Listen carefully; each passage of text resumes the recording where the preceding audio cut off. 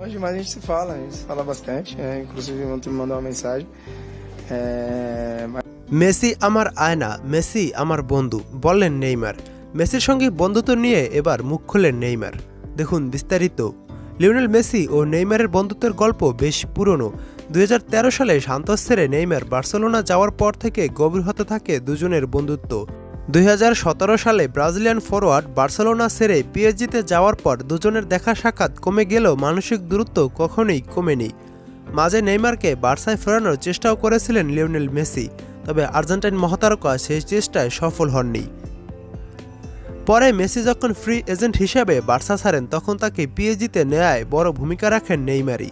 এরপর 2021 থেকে 2023 পর্যন্ত দুজন একসঙ্গে খেলেন প্যারিসের ক্লাবটিতে।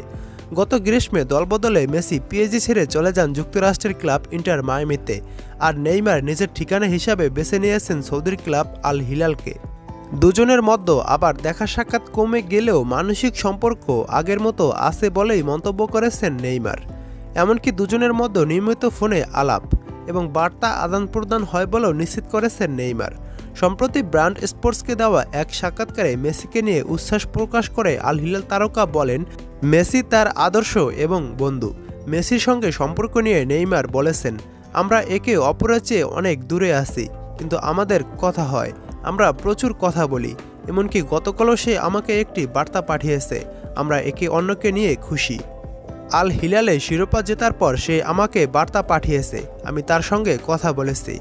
গত বছর কোপা আমেরিকার ফাইনালে আর্জেন্টিনার হারের পর মেসিকে জড়িয়ে নেইমারের কান্নার দৃশ্য সামাজিক যোগাযোগ মাধ্যমে ভাইরাল হয়। এরপর ড্রেসিং রুমেও একসঙ্গে আড্ডা দিতে দেখা যায় দুজনকে। এছাড়া বিভিন্ন সময় একে অপরকে নিয়ে মুগ্ধতা প্রকাশ করতে দেখা গেছে দুজনকে।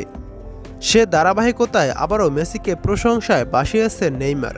আর্জেন্টাইন অধিনায়ককে অসাধারণ মানুষ হিসেবে উল্লেখ করে নেইমার বলেছেন, সে অসাধারণ একজন মানুষ। মেসি আমার জন্য দারুণ এক আয়না, অসাধারণ একজন আদর্শের পাশাপাশি সে আমার বন্ধুও। আমাদের প্রচুর আড্ডা হয়।